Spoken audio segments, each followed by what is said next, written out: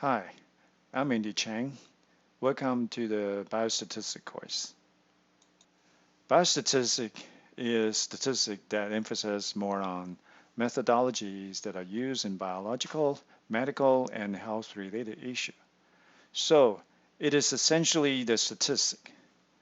The differences in biostatistics course, the emphasis is more on biological and health-related problems.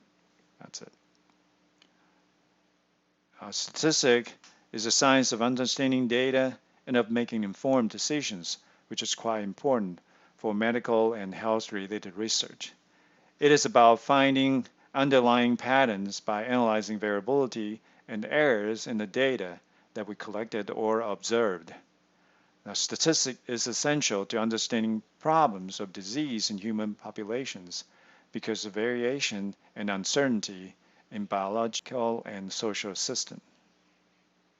A good understanding of basic statistical concepts is critical for applying appropriate quantitative methods for public health practice.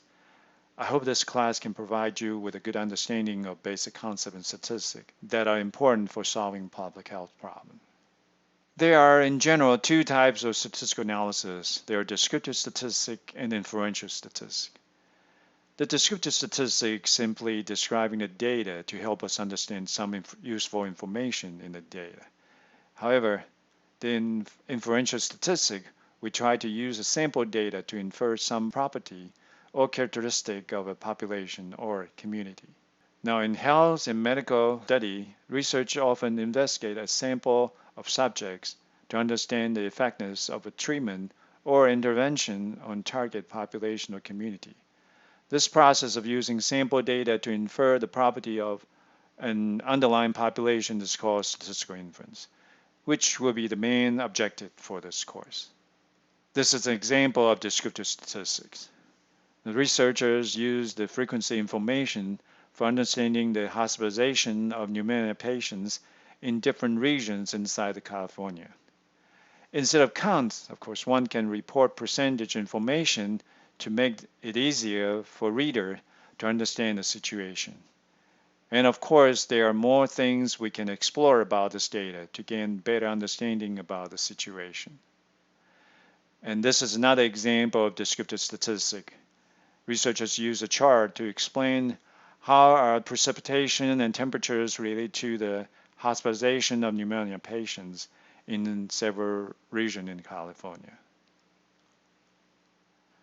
And this table describes the mean and standard deviation of age, systolic and diastolic blood pressure for hypertensive men and women. It's another example of descriptive statistics. The information in this slide is about inferential statistics. The first item is about reporting confidence interval for percentage of people tested HIV positive. This is for estimating the percentage of people have HIV in the target population.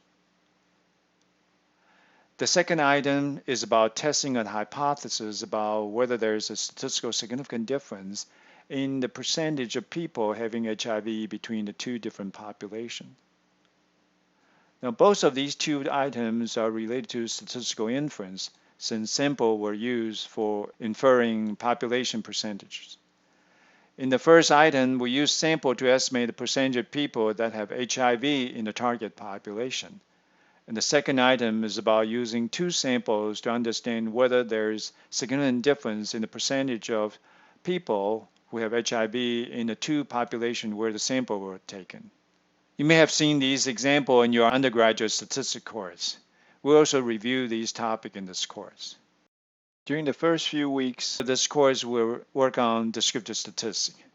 You will learn how to use statistical software to describe data by using tables, graphs, and some numeric measurements. And we will spend the rest of the semester on inferential statistics.